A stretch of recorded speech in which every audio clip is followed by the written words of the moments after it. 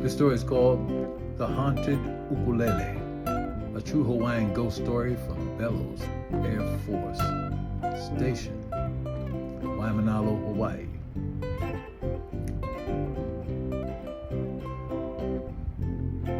The Haunted Ukulele. Aloha, friends. Welcome back to Doc Moore's Midnight Horror Stories. This is the piece that my friend Rudy and I put together while we were living in Japan. And tonight's story comes from the beautiful yet mysterious windward side of Oahu, Hawaii, a place known for its breathtaking beaches, swaying palms, and moonlit forests. But beneath that beauty, some believe ancient spirits still wander. Tonight's tale takes us to Bellows Air Force Station in Waimanalo, and this is a story told and retold for generations. A story of music, memory, and perhaps a lonely spirit searching for one final song. This story is called The Haunted Ukulele. The Cabin. It happened many years ago during a quiet summer evening. The trade winds had settled, the ocean was calm, and a full Hawaiian moon hung over the shoreline like a glowing lantern. I was staying at one of the small cabins near Bellows Air Force Station. That night was peaceful, too peaceful. The only sounds were distant waves and the occasional rustling of leaves from the forest beyond the beach. Unable to sleep, I carried my ukulele outside and sat on the wooden steps of the cabin. The moonlight stretched long shadows across the sand and into the nearby trees. Something about the forest felt different that night. Not threatening, not dangerous, just watchful. Still, I ignored the feeling. After all, the music had always brought me comfort. So I began to play. The Strange Chord. The first few songs were familiar Hawaiian melodies, songs I'd played countless times before. Then something unusual happened. My fingers moved across the fretboard without conscious thought. They formed a chord I'd never learned, a shape completely unfamiliar to me. Yet somehow it felt natural, as if my hands already knew where to go. The chord produced a haunting sound, beautiful, melancholy, almost mournful. Curious, I continued. The progression flowed effortlessly from one chord to another. The melody seemed to create itself, and then I heard another ukulele. The echo in the forest. At first, I thought I was imagining things. Perhaps the wind had distorted the sound of my own instrument. But then it happened again. A second ukulele answered from deep within the forest. Every note matched mine perfectly. Every strum, every pause, every rhythm. And yet there was one difference. The distant ukulele sounded older, sadder, as though someone was playing from another time. The mysterious musician followed every note I played. When I played softly, it played softly. When I played loudly, it played loudly. When I stopped, the forest became silent. No birds, no insects, no wind, nothing, only darkness. Then I began again, and so did the unseen player. The hour of music. For nearly an hour we played together, a duet between strangers, or perhaps between worlds. Several times I stood and walked toward the edge of the forest. The music would instantly stop. Each time I returned to the cabin and resumed playing, the answering ukulele returned, always distant, always hidden, never revealing itself. The strange chord progression continued.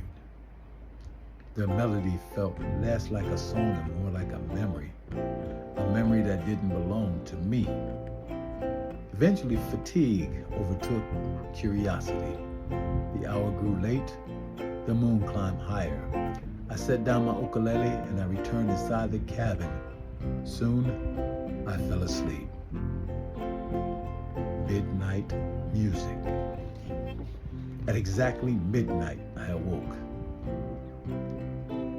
The room was dark. The air felt unusually cold. And then I heard it.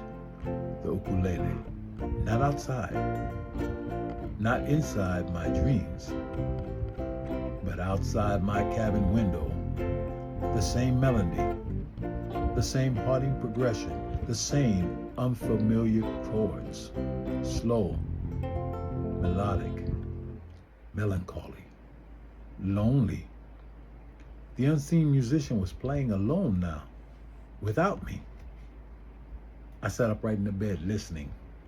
The notes drifted through the darkness like a voice calling from another age. For several minutes, the music continued, then gradually, it faded away. Note by note, until silence returned. Exhausted and confused, I drifted back to sleep. The search. The next morning, sunlight flooded the cabin. The events of the previous night felt impossible. Surely there had been an explanation. Another camper, a hidden cabin, a late-night musician. After breakfast, I set out toward the forest, following the direction from which the music came from. The trail was narrow. Twisted roots crossed the ground. Sunlight filtered through dense branches. As I walked deeper, I expected to find evidence of someone, a campsite, a fire ring, footprints, anything. But there was nothing. No cabin. No tents. No signs of recent visitors. Only the silent forest.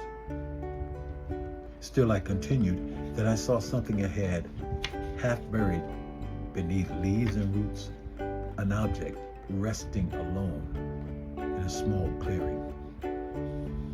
The discovery.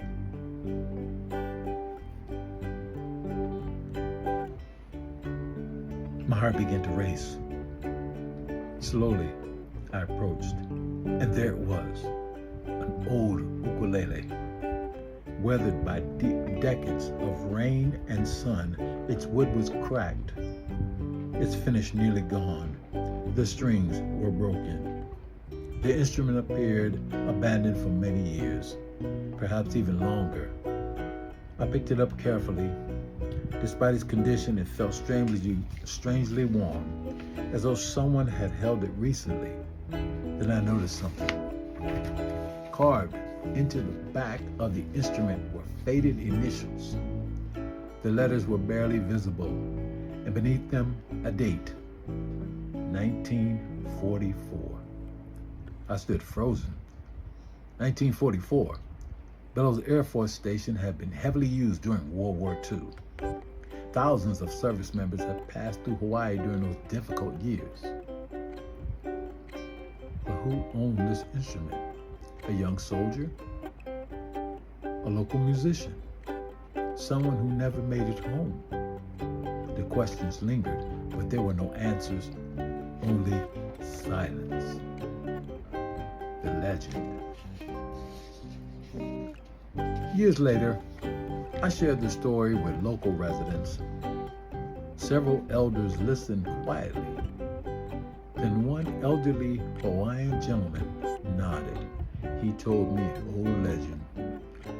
According to local stories, a young musician once spent evenings near the Bellows shoreline, playing his ukulele beneath the moon. He loved music more than anything.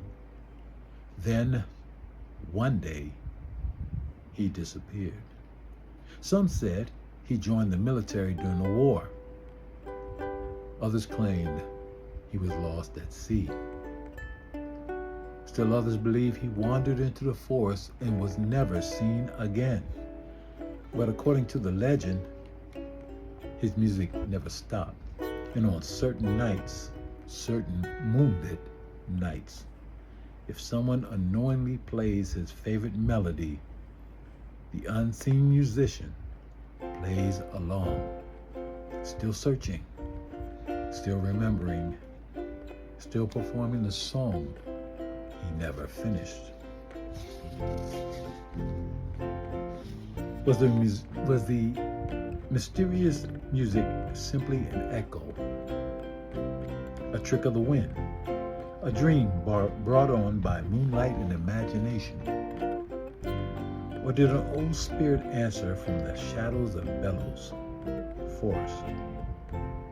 Perhaps some mysteries are meant to remain unsolved, and perhaps some songs never truly end.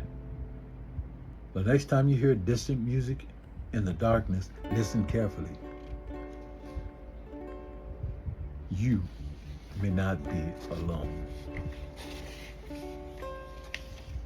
This is a wonderful story about Bellows Air Force Recreation Center and Base, which is located in Waimanalo, Oahu, Hawaii. It's a beautiful area where the water is so green and beautiful waves lapping the ocean. You should go there sometime and just listen and visit. Thank you for joining us tonight. If you enjoyed this Hawaiian ghost story, please like, subscribe, and share. And leave your comments below at the site. And tell us, have you ever experienced something supernatural while playing music? Until next time, and thank you, mahalo, to my good friend Rudy, who has a sense of these supernatural things, spiritual, ethereal things. Him and his wife, Miss Kimmy, they have a sense of it, the Hawaiian soul. So, remember, some melodies are remembered long after the musician is gone. This is Stephen B. Doc Moore. Thank you for listening and observing and watching and participating and contributing. And until the next time, aloha.